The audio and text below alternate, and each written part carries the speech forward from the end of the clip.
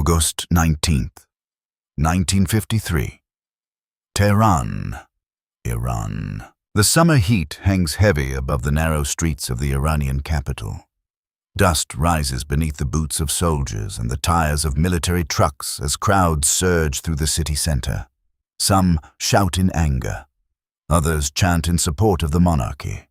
Shopkeepers pull down metal shutters while young men climb onto buses and street signs waving portraits of the Shah. Inside government buildings, telephones ring endlessly. Outside the home of Prime Minister Mohammad Mossadegh, loyal supporters gather nervously while armored vehicles begin to appear at intersections across Tehran. Rumors spread rapidly through the city. A coup is underway. Just months earlier, Mossadegh had become a national hero for a decision that electrified the entire Middle East. In 1951, he nationalized Iran's oil industry, ending decades of British control through the Anglo-Iranian Oil Company. For many Iranians, this was the long overdue reclaiming of national sovereignty.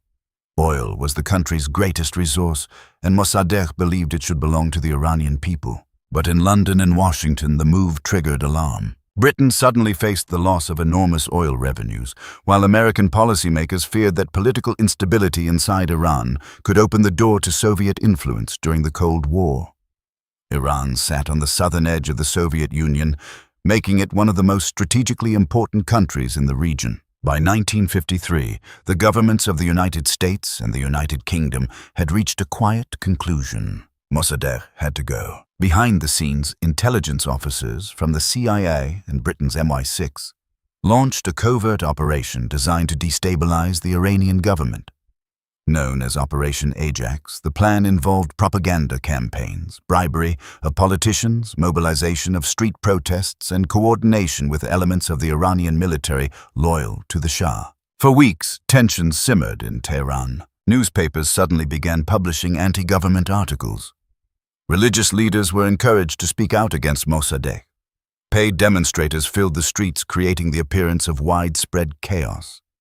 Political factions inside the parliament began to fracture. At the center of the crisis stood Shah Mohammad Reza Pahlavi, the young monarch who technically ruled Iran, but whose authority had been weakened by Mossadegh's rising popularity. The CIA believed the Shah could be restored as a strong, pro-Western ruler, but first, Mossadegh needed to be removed. On the morning of August 19th, coordinated military units began moving through Tehran. Tanks rolled toward key intersections. Officers loyal to the monarchy seized radio stations and government buildings. Armed mobs clashed with Mossadegh's supporters across the city. Inside his residence, Mossadegh realized the situation was collapsing. By evening, the Prime Minister's compound was under attack. Military forces stormed the building, and Mossadegh was arrested soon afterward. The coup had succeeded. Across Tehran, loudspeakers began broadcasting a simple message. The Shah had returned to power. For Washington and London, the operation was considered a strategic victory. Iran would remain firmly within the Western sphere during the Cold War, protecting vital oil supplies and blocking Soviet expansion toward the Persian Gulf. But inside Iran, the consequences would prove far more complicated. In the years that followed, the Shah consolidated his rule with heavy support from the United States. American advisors helped modernize Iran's military. Western companies returned to the country's oil sector. Tehran became one of Washington's most important allies in the Middle East. Yet beneath the surface, resentment began to grow. Many Iranians believed their democracy had been destroyed by foreign powers. The memory of the coup became a symbol of humiliation and outside interference. Political dissent was suppressed by the Shah's intelligence service, Savak, which monitored opposition groups, religious leaders, and student movements. By the 1960s and 1970s, Iran appeared on the surface to be one of the most stable and rapidly modernizing countries in the region. Skyscrapers rose in Tehran, oil revenues surged, Western cultural influence expanded through universities, television, and economic partnerships. But stability came at a cost. The Shah's government increasingly relied on authoritarian control to silence critics. Political parties were restricted, newspapers were censored, thousands of dissidents were imprisoned, At the same time, a new ideological movement began quietly gathering momentum among religious scholars and students. They argued that Iran had become too dependent on Western powers, that its culture was being replaced by foreign influence, and that the monarchy itself had become a tool of outside interests. Among the voices emerging from this movement was a cleric who had spent years criticizing the Shah's relationship with the United States. His name was Ayatollah Ruhollah Khomeini. By the late 1970s, protests against the monarchy were growing larger and more frequent. Demonstrations spread from universities to mosques, then into the streets of major cities. The alliance between Iran and the West that had been strengthened by the coup of 1953 was beginning to fracture in ways few policymakers in Washington had anticipated, because the deeper truth was becoming impossible to ignore. The intervention that had secured Western influence in Iran had also planted the seeds of a future revolution, and that revolution was now approaching. February 1st, 1979. Mehrabad Airport, Tehran. A grey winter sky hangs low over the runway as a commercial Air France aircraft slowly rolls to a stop. Beyond the airport fences, an ocean of people stretches across the horizon. Hundreds of thousands of Iranians press forward, climbing onto rooftops, cars, and barricades, waiting for the moment they have been anticipating for years. Inside the aircraft cabin sits a quiet, elderly cleric in dark robes and a black turban. Ayatollah Ruhollah Khomeini has returned to Iran. For more than 14 years he had lived in exile, first in Iraq and later in France, after being expelled by the Shah for openly condemning the monarchy and its growing relationship with Western powers. But during those years away from Iran, Khomeini's influence had only grown stronger. From exile, he had recorded speeches, written religious and political messages, and communicated with supporters through underground networks. Cassette tapes of his sermons were secretly copied and distributed across Iran, played in mosques, bazaars, and university dormitories. By the late 1970s, those messages had helped ignite a nationwide movement. Demonstrations against the Shah erupted across Iranian cities. Students marched through Tehran universities. Workers launched massive strikes that shut down oil production. Clerics delivered sermons condemning the monarchy as corrupt and submissive to foreign influence. The Shah's security forces responded with arrests and violent crackdowns. Yet each attempt to suppress the protests seemed to fuel even greater resistance. Month by month, the crowds grew larger. By January 1979, the situation had become unsustainable. After weeks of escalating unrest and the collapse of political authority across the country, Shah Mohammad Reza Pahlavi left Iran officially for medical treatment, but effectively in exile. The monarchy that had ruled Iran for more than 2,000 years had suddenly lost its foundation. Now, just weeks later, Khomeini stepped down the aircraft stairs and onto Iranian soil for the first time in over a decade. The roar from the crowd was deafening. Millions of Iranians flooded the streets of Tehran to welcome him. Convoys of supporters escorted his motorcade through massive crowds as he traveled toward the Behesht Zara cemetery, where he delivered his first public speech since returning. Standing before a sea of supporters, Khomeini made a declaration that would reshape the country's future. The monarchy was illegitimate. Iran would become an Islamic republic. Within days, revolutionary committees and armed militias began seizing control of police stations, government ministries, and military bases. The Shah's remaining loyalists were overwhelmed as the revolutionary movement rapidly consolidated power. In April 1979, a national referendum formally abolished the monarchy and established the Islamic Republic of Iran. But the transformation was not only political, it was ideological. The new revolutionary leadership viewed the previous alliance with the United States and Western Europe as a form of national humiliation. For decades, they argued Iran had been controlled by foreign powers through economic influence, military cooperation, and political manipulation. The memory of the 1953 coup remained central to this narrative. For many revolutionaries, it symbolized everything that had gone wrong in Iran's relationship with the West. The revolution, therefore, aimed to create something entirely different. An independent political system rooted in Islamic governance and resistant to outside interference. At the center of this system stood the concept of Velayat-e-Faqih, the guardianship of the Islamic jurist. Under this doctrine, ultimate political authority would belong not to elected politicians, but to a senior religious leader responsible for protecting the Islamic nature of the state. Ayatollah Khomeini assumed that role as supreme leader. Meanwhile, the revolutionary government began restructuring every major institution in the country. The military was purged of officers seen as loyal to the monarchy. Revolutionary Guards units were formed to defend the new political order. Political parties tied to the old regime were dismantled. Across Tehran, murals celebrating the revolution appeared on buildings and walls. But as the new Islamic Republic consolidated power, tensions with the United States quickly intensified. In Washington, policymakers watched the transformation with growing concern. Iran had once been a cornerstone of American strategy in the Middle East. Now its new leadership openly condemned Western influence and rejected many of the partnerships that had previously defined the relationship. The situation escalated dramatically in November 1979. On the morning of November the 4th, a group of radical Iranian students stormed the United States Embassy in Tehran.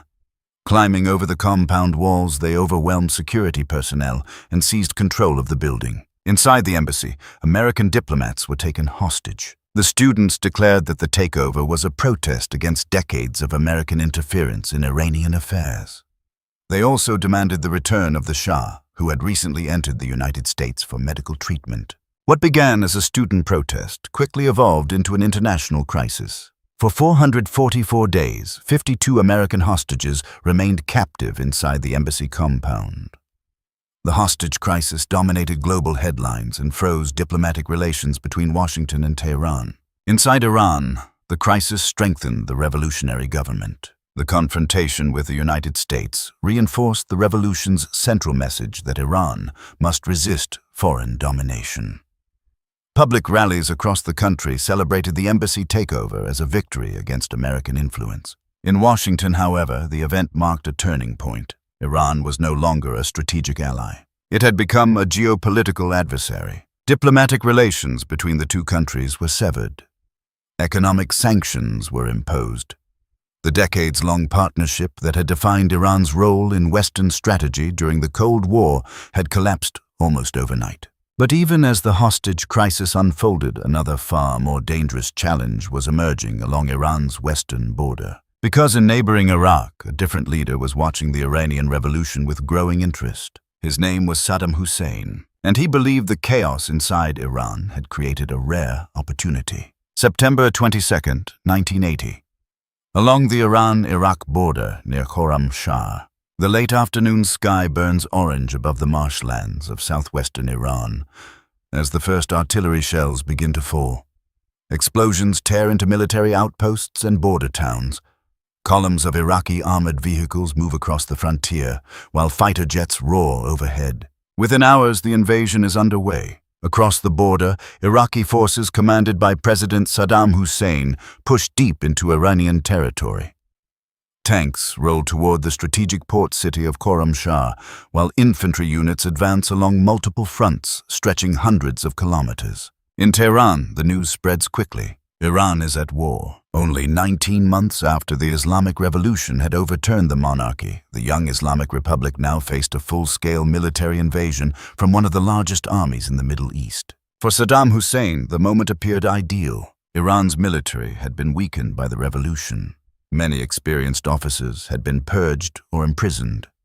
Revolutionary factions were still struggling to build a coherent national defense. Political authority inside Iran remained fragmented between clerical leaders, revolutionary committees, and newly formed military units. Saddam believed Iran was vulnerable. He also had territorial ambitions. For decades, Iraq and Iran had disputed control of the Shatt al-Arab waterway, a crucial shipping route connecting Iraqi ports to the Persian Gulf. By launching a rapid invasion, Saddam hoped to seize disputed territory and establish Iraq as the dominant regional power. But the war would not unfold the way he expected. Iranian forces initially struggled to respond to the invasion. Iraqi troops captured Khorramshahr after weeks of intense urban combat. Cities along the border suffered heavy bombardment. Oil facilities and refineries became targets of airstrikes. Yet, rather than collapsing, the Iranian state began mobilizing for a prolonged conflict. Ayatollah Khomeini framed the war not simply as a territorial dispute, but as a sacred defense of the Islamic Revolution. Religious leaders across the country called on citizens to resist the invasion. Revolutionary Guards units expanded rapidly as volunteers joined the fight. Young men from cities and villages across Iran traveled to the front lines, many motivated by religious devotion and revolutionary nationalism. The war soon transformed into a brutal stalemate. By 1982, Iranian forces had pushed Iraqi troops back across the border and recaptured lost territory. Yet instead of ending the conflict, Iran's leadership decided to continue the war, believing that Saddam Hussein's government should be overthrown. The battlefield expanded. Massive infantry assaults were launched across heavily fortified Iraqi defenses. Trench warfare returned to the Middle East on a scale not seen since the First World War. Both sides used artillery missiles and increasingly destructive weapons. The human cost grew staggering. Hundreds of thousands of soldiers and civilians were killed during the 8-year conflict. Cities along the border were devastated. Oil tankers in the Persian Gulf became targets of missile strikes as the war expanded into maritime conflict. But beyond the battlefield, the war also deepened Iran's hostility toward Western powers. Because throughout the conflict, many Western governments quietly supported Iraq. The United States, still deeply hostile toward the Iranian government following the embassy hostage crisis, began providing intelligence and logistical support to Baghdad. Several European countries supplied Iraq with weapons technology and financial assistance. Iran's leaders saw this as confirmation of their suspicions. From their perspective, the West had once again aligned itself against Iran. The memory of the 1953 coup, the diplomatic isolation following the revolution, and now Western support for Iraq during the war reinforced a powerful narrative inside the Islamic Republic. Iran was surrounded by hostile powers, determined to weaken or overthrow its revolutionary government. As the war dragged into its 6th and 7th years, both sides became increasingly desperate. Iraq began using chemical weapons on the battlefield and against Kurdish populations inside its own territory. Iranian cities faced missile attacks that targeted civilian neighborhoods. Oil tankers carrying energy supplies through the Persian Gulf were attacked in what became known as the Tanker War. By the late 1980s, the conflict had drawn in global powers. American naval forces entered the Persian Gulf to protect international shipping lanes. Confrontations between Iranian forces and the United States Navy became increasingly frequent. In July 1988, tragedy struck when a United States Navy cruiser mistakenly shot down Iran.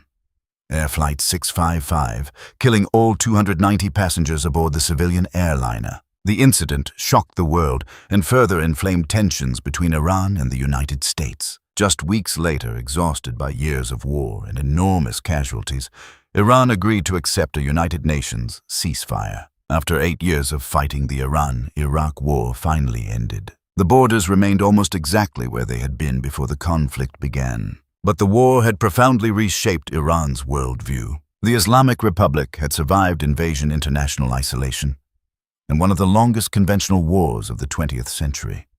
In doing so, it had developed a deep distrust of Western governments and a belief that Iran must rely on its own military strength and regional alliances for survival. This experience would become central to Iran's foreign policy in the decades that followed, because the leadership in Tehran had reached a conclusion that would shape every strategic decision moving forward. Iran could never again allow itself to stand alone in the face of powerful enemies. And so, even as the guns fell silent along the Iraqi border, Iran's leaders began quietly developing a new strategy, a strategy that would expand Iranian influence far beyond its own territory. June 6, 1982, Beirut, Lebanon. Smoke drifts above the shattered buildings of southern Beirut as Israeli armored columns push deeper into the city.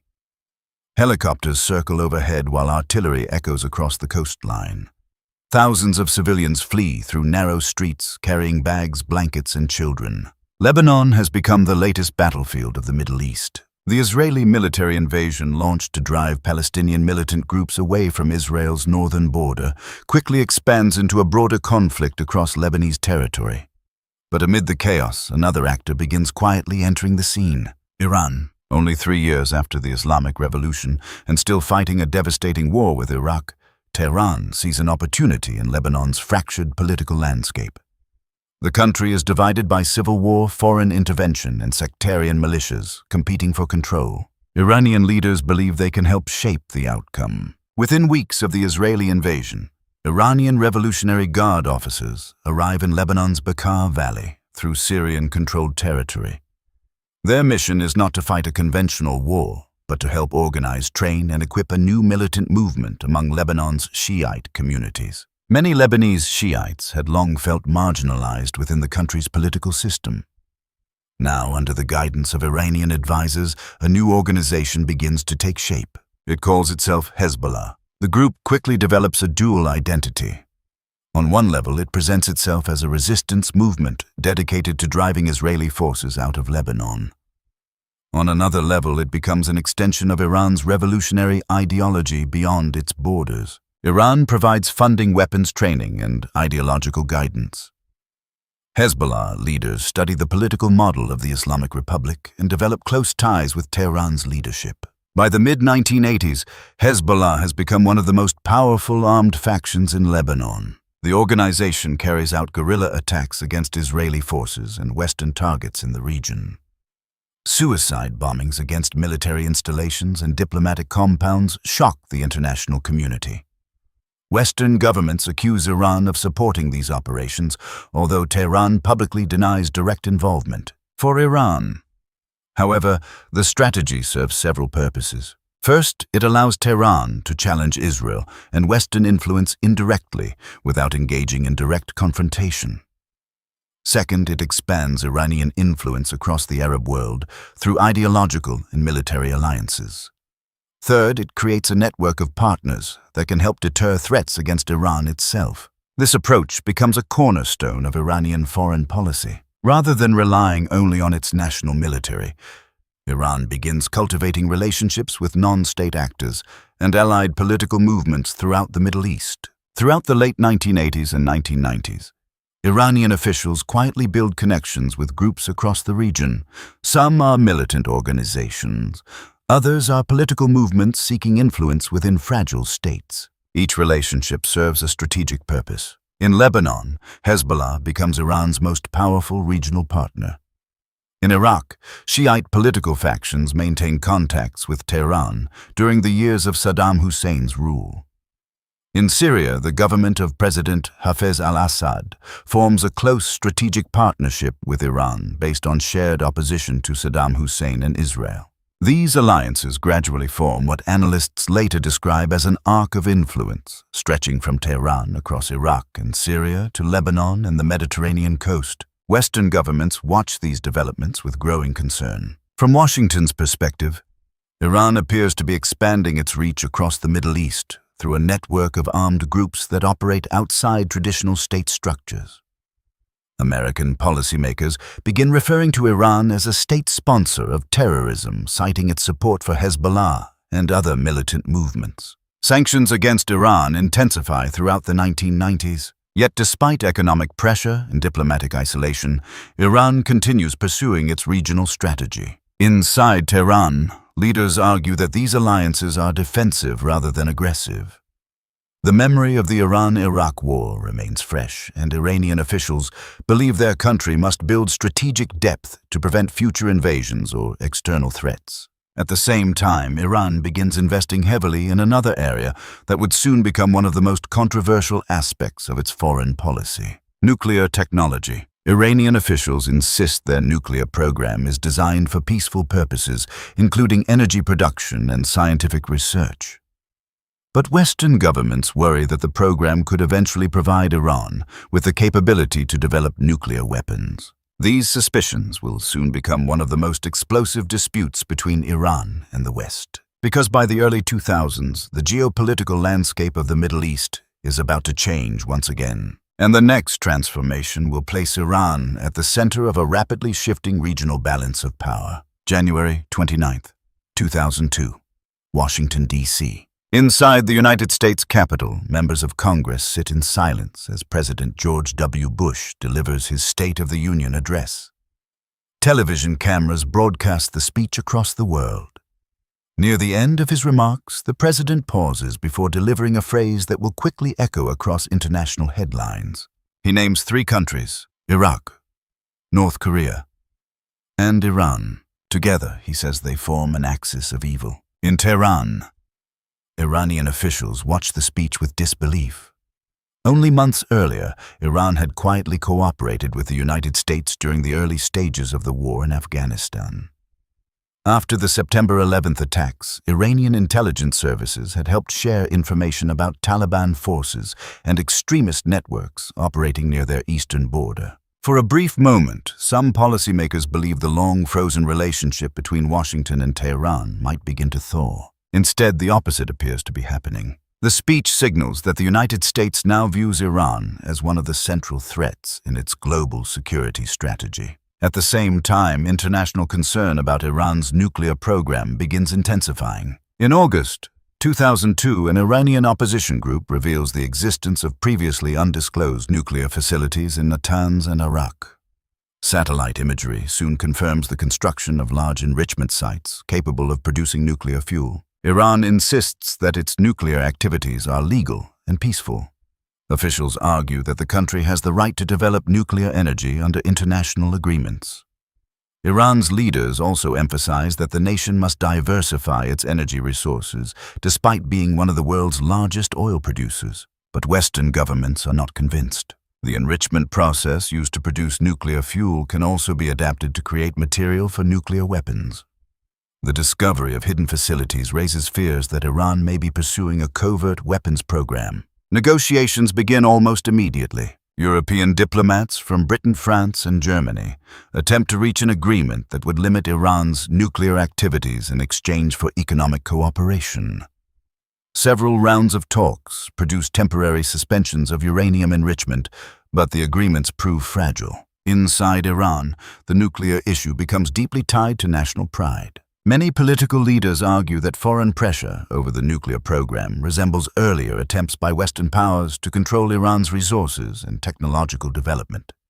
State media portrays the dispute as another chapter in a long history of outside interference. Meanwhile, events unfolding across the region are transforming Iran's strategic position. In 2003, the United States invades Iraq and topples Saddam Hussein's government. For decades, Saddam had been Iran's most dangerous regional adversary.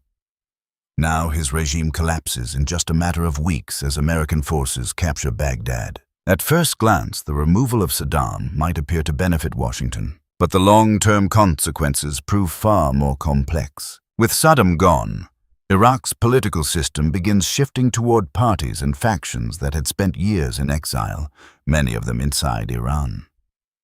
Several Shiite political leaders with close ties to Tehran return to Iraq and become influential figures in the new government.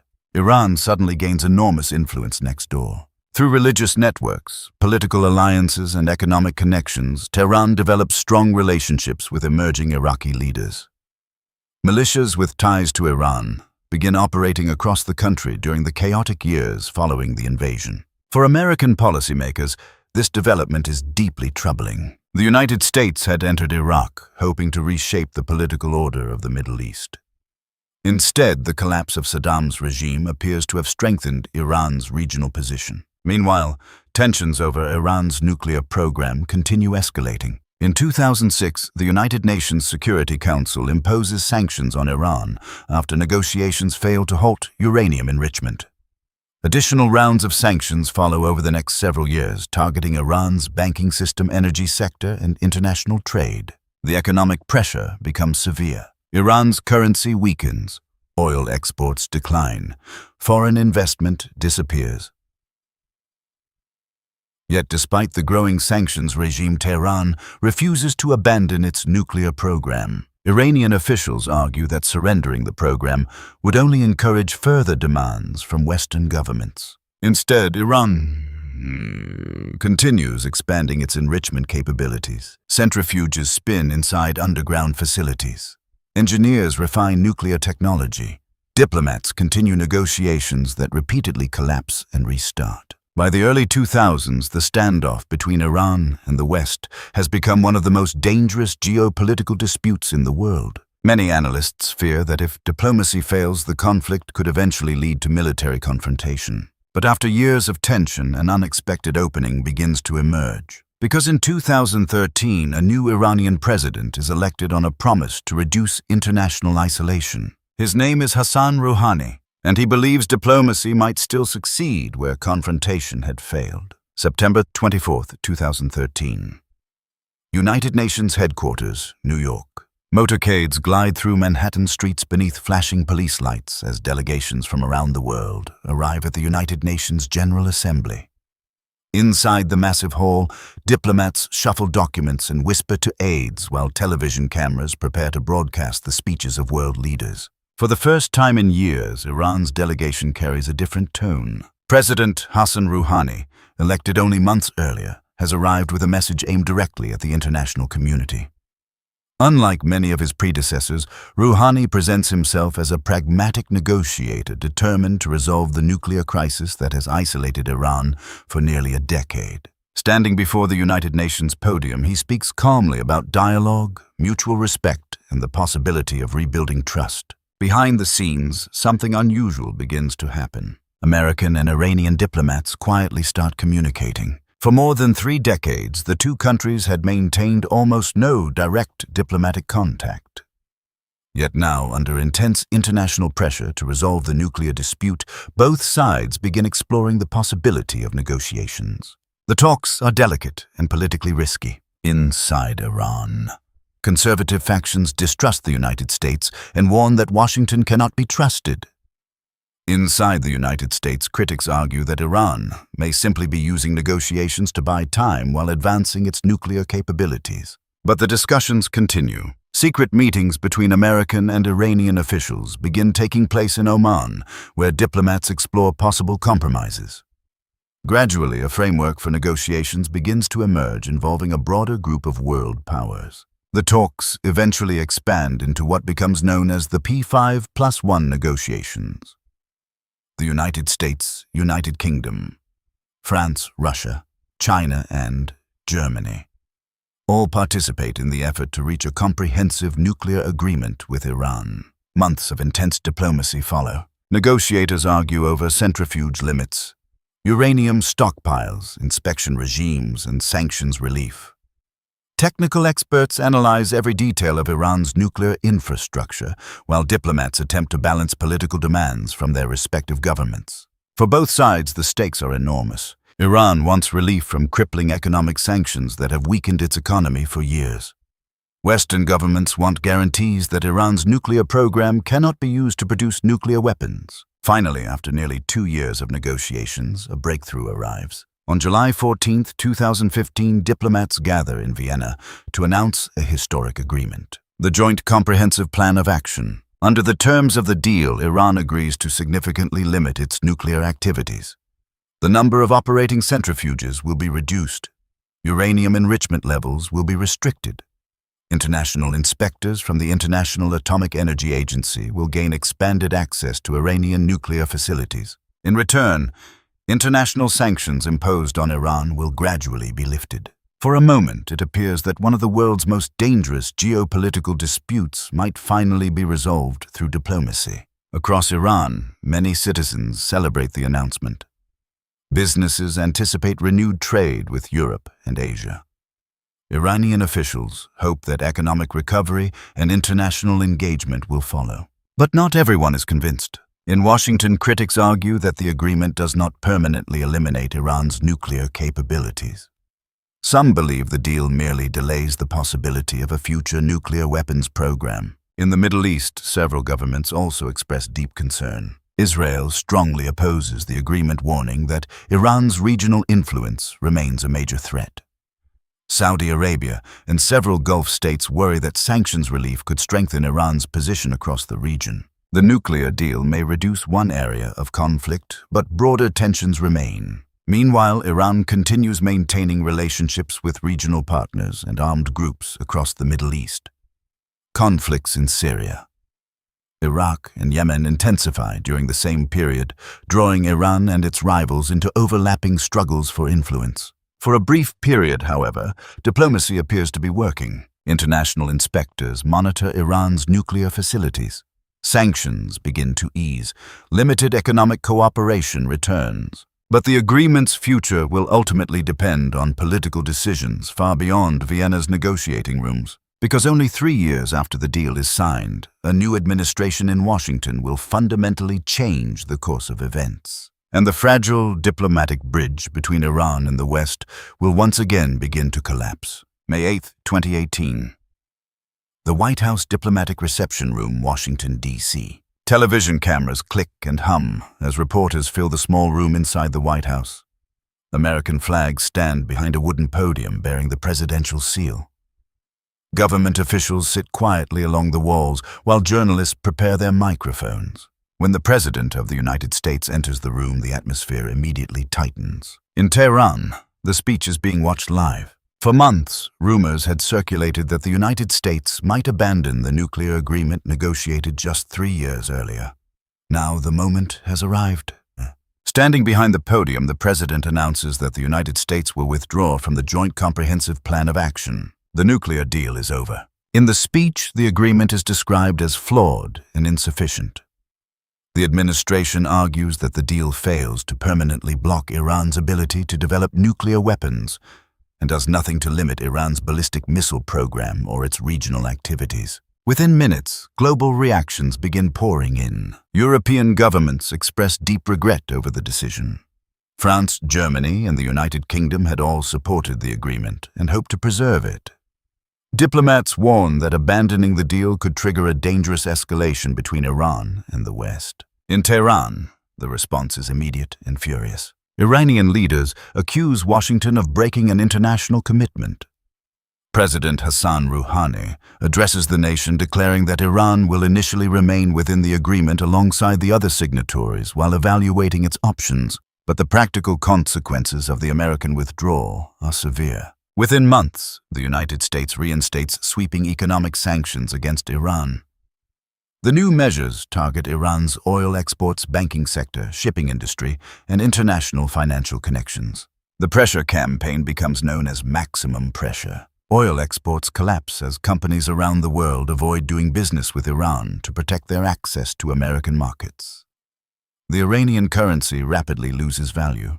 Inflation surges and economic hardship spreads across the country. Meanwhile, the European governments that had supported the nuclear agreement struggled to maintain the deal without American participation. They attempt to create financial mechanisms that would allow trade with Iran to continue despite U.S. sanctions. But many international companies remain unwilling to risk penalties from the American financial system. Gradually, the economic benefits Iran had hoped to receive from the nuclear deal begin to disappear. Inside Iran, political pressure mounts on the government. Hardline factions argue that the United States has proven it cannot be trusted. They claim the nuclear agreement was a strategic mistake that weakened Iran without securing meaningful economic relief. By 2019, Iran begins responding step by step. Officials announce that the country will gradually reduce its compliance with several limits established under the agreement. Uranium enrichment levels increase beyond the original restrictions. New centrifuges are installed at nuclear facilities. Each step is presented as reversible if sanctions are lifted. But the diplomatic environment is deteriorating rapidly. At the same time, tensions between Iran and the United States are rising across the broader Middle East. Military incidents occur in the Persian Gulf. Oil tankers are damaged in mysterious attacks. American surveillance drones are shot down near Iranian airspace. Both sides accuse the other of escalating the confrontation. Then, at the start of 2020, the conflict reaches one of its most dramatic turning points. In the early hours of January 3rd, a United States drone strike near Baghdad International Airport kills a senior Iranian military commander, General Qasem Soleimani. For years, Soleimani had been one of the most influential figures in Iran's regional strategy. As commander of the Islamic Revolutionary Guard Corps Quds Force, he had overseen many of Iran's relationships with allied groups across the Middle East. His death sends shockwaves through Iran and the region. Millions of mourners attend funeral processions across Iranian cities. Iranian leaders vow retaliation against the United States.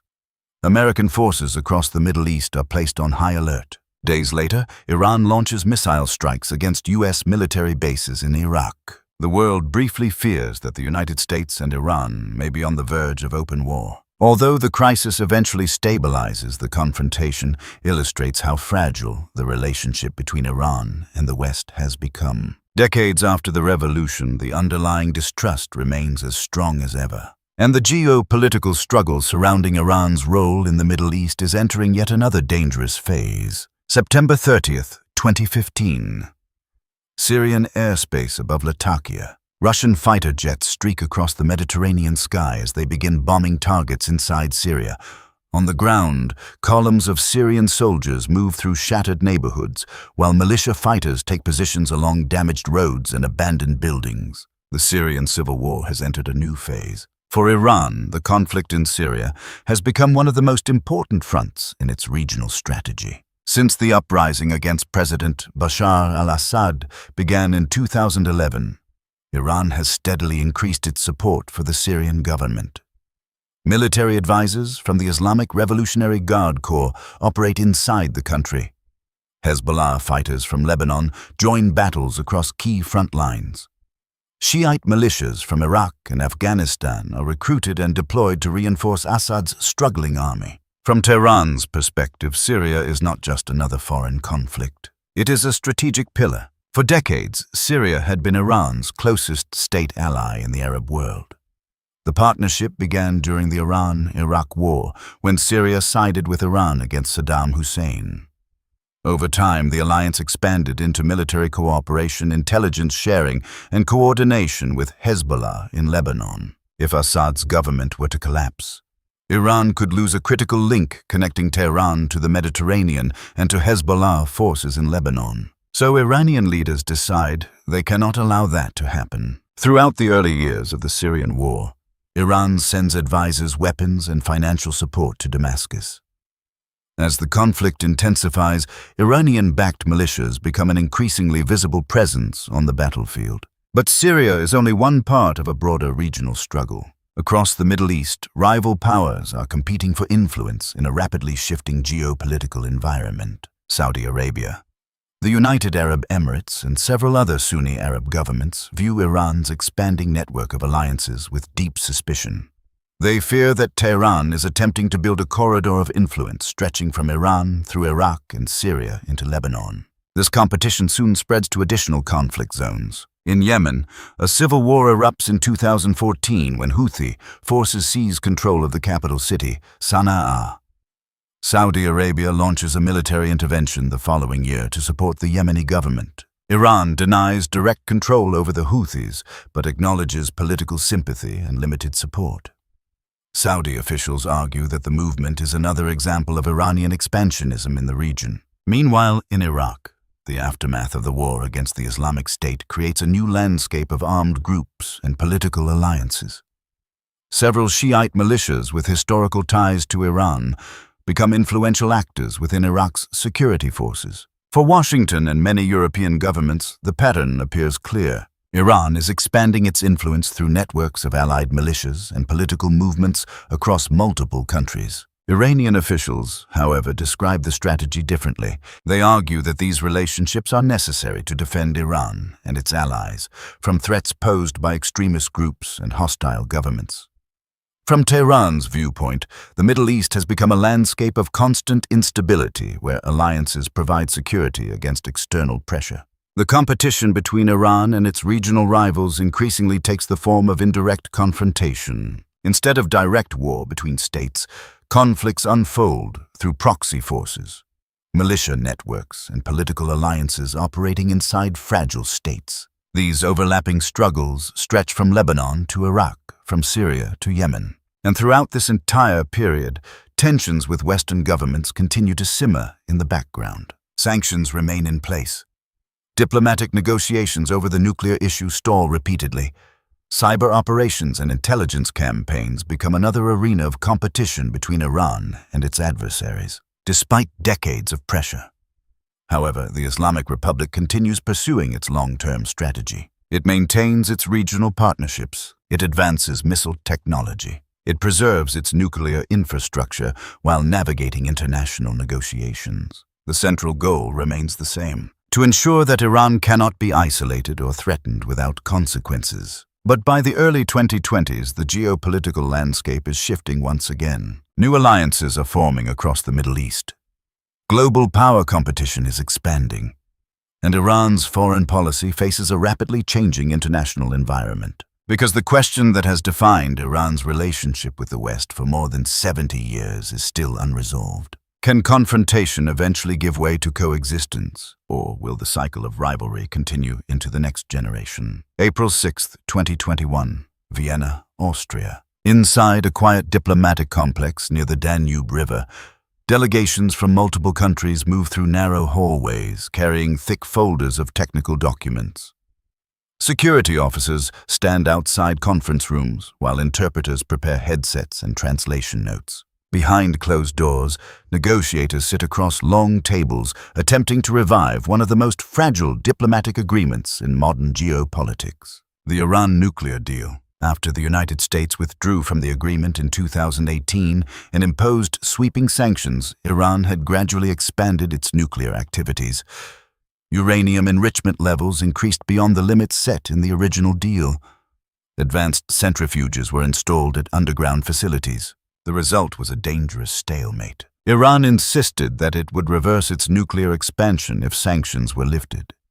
The United States demanded that Iran return to full compliance before economic pressure could be eased. Now diplomats were attempting to break the deadlock. Indirect negotiations began in Vienna, involving Iran, the remaining parties to the nuclear agreement, and American officials communicating through intermediaries. The talks were complex and slow. Every step required careful coordination between political leaders, technical experts, and international inspectors. At the same time, the geopolitical environment surrounding the negotiations remained tense. Israel repeatedly warned that Iran's nuclear program posed an existential threat. Israeli intelligence operations targeted Iranian nuclear facilities and scientists in a shadow conflict that rarely appeared openly in diplomatic discussions. Inside Iran, political divisions deepened. Hardline factions argued that years of negotiations had produced little benefit, while sanctions continued to harm the economy. They believed Iran should strengthen its nuclear capabilities and regional alliances rather than rely on Western promises. Meanwhile, ordinary Iranian citizens faced the daily consequences of economic pressure. Inflation surged. The national currency weakened. International banking restrictions limited trade and investment.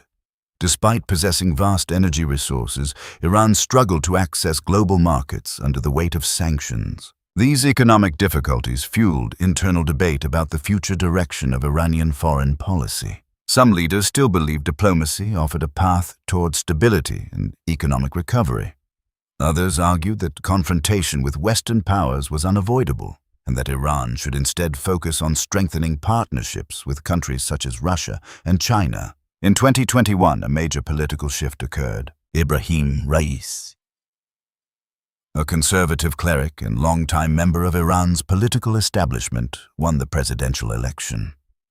His government signaled a tougher negotiating stance while continuing talks over the nuclear program. At the same time, Iran expanded cooperation with non-Western powers. In March 2021, Tehran signed a long-term strategic partnership agreement with China that promised investment in infrastructure, energy, and technology sectors. Russia also strengthened political and military coordination with Iran, particularly in Syria, and regional security discussions. These partnerships suggested that Iran was preparing for a world where Western economic engagement might remain limited. The broader geopolitical environment was also evolving. Across the Middle East, some Arab governments began cautiously improving relations with Iran after years of rivalry. Regional diplomacy explored possibilities for reducing tensions in places like Iraq and the Persian Gulf. Yet deep mistrust still lingered. Missile tests, cyber operations, and maritime incidents continued to create flashpoints between Iran and Western powers. Intelligence agencies on multiple sides remained active in covert operations targeting military facilities and strategic infrastructure. For diplomats in Vienna, every one of these developments complicated the negotiation process. Because the nuclear dispute was no longer simply about centrifuges and uranium stockpiles. It had become intertwined with decades of mistrust, competing regional ambitions, and conflicting visions for the future of the Middle East. As the negotiations stretched on, month after month, one reality became increasingly clear. The relationship between Iran and the West had grown far too complex to resolve with a single agreement. Instead, the tension reflected a deeper historical pattern, a cycle shaped by coups, revolutions, wars, alliances, and ideological confrontation. To understand why the rivalry continues, one must look back across the entire history of modern Iran. Because the roots of today's geopolitical struggle reach far beyond the negotiations unfolding in Vienna. They stretch across generations of political conflict that began long before the Islamic Republic even existed. January 3, 2024.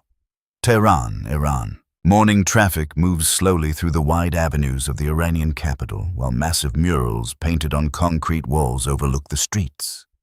Some depict scenes from the Islamic Revolution. Others show portraits of soldiers killed in wars and regional conflicts. The images tell a story, not just of battles or political leaders, but of a national narrative shaped by decades of confrontation with outside powers. For many Iranians inside the political establishment, the modern relationship between Iran and the West is defined by a sequence of events that still feel unfinished. The story begins with the memory of foreign intervention. The 1953 coup that removed Prime Minister Mohammad Mossadegh remains a foundational moment in Iran's political consciousness. For Western policymakers at the time, it was a Cold War operation designed to prevent Soviet influence and protect oil interests. But inside Iran, it became something else entirely. Proof that powerful nations were willing to intervene directly in Iran's political future. That memory shaped the worldview of the revolutionary generation that overthrew the monarchy in 1979. The Islamic Republic that emerged from that revolution was built partly on the promise that Iran would never again be controlled by outside forces. Independence from Western political and economic influence became a central principle of the new state. From the beginning, that principle placed Iran on a collision course with many Western governments. The hostage crisis of 1979 destroyed diplomatic relations with the United States. The Iran-Iraq War reinforced Iranian fears of international isolation when many Western countries supported Saddam Hussein's government during the conflict. Sanctions, diplomatic confrontations, and nuclear disputes followed in the decades that came after. Each episode deepened mistrust on both sides. For Western governments, Iran's regional alliances with militant groups, its missile program, and its nuclear ambitions raised fears about regional stability and global security. For Iranian leaders, Western sanctions, intelligence operations, and military pressure appeared to confirm that powerful countries were still trying to weaken the Islamic Republic. Over time, these perceptions hardened into strategic doctrines. Iran developed a foreign policy built around deterrence and regional partnerships. By cultivating alliances with governments and non-state actors across the Middle East, Tehran sought to ensure that any attack on Iran would trigger consequences far beyond its borders. Western governments responded with their own strategy of containment. Sanctions regimes were designed to limit Iran's economic power. Military alliances across the Middle East were strengthened to counter Iranian influence. Diplomatic negotiations attempted to limit Iran's nuclear capabilities while avoiding open conflict. Yet despite decades of confrontation, neither side has fully achieved its goals. Iran remains politically independent and continues expanding its regional relationships. At the same time, the country still faces severe economic pressure and international isolation. Western governments have limited Iran's access to global markets and financial systems, but they have not fundamentally altered Iran's strategic posture. The result is a long-term geopolitical stalemate, a rivalry sustained by history, ideology, and competing visions for the future of the Middle East. Today, new global dynamics are beginning to reshape that rivalry. The rise of China as a major economic partner for Iran offers alternative pathways for trade and investment. Russia's geopolitical competition with the West has also created new areas of cooperation with Tehran. Meanwhile, shifting diplomatic relationships across the Middle East suggest that regional powers are increasingly interested in reducing tensions that have fueled decades of conflict. But even as the global balance of power evolves, the deeper historical memories remain. The revolution of 1979 still defines Iran's political identity. The nuclear dispute continues to shape diplomatic negotiations, and the long shadow of past interventions, wars, and confrontations continues influencing how leaders in Tehran, Washington, and European capitals view one another. Which is why the tension between Iran and the West has never truly ended. Because it is not simply the result of a single crisis or policy dispute. It is the product of an entire modern history, shaped by distrust, strategic competition, and conflicting visions of sovereignty and influence. Until those deeper historical forces are addressed, the relationship between Iran and the West will likely remain what it has been for generations: uneasy, unresolved, and always capable of erupting into the next geopolitical crisis. End.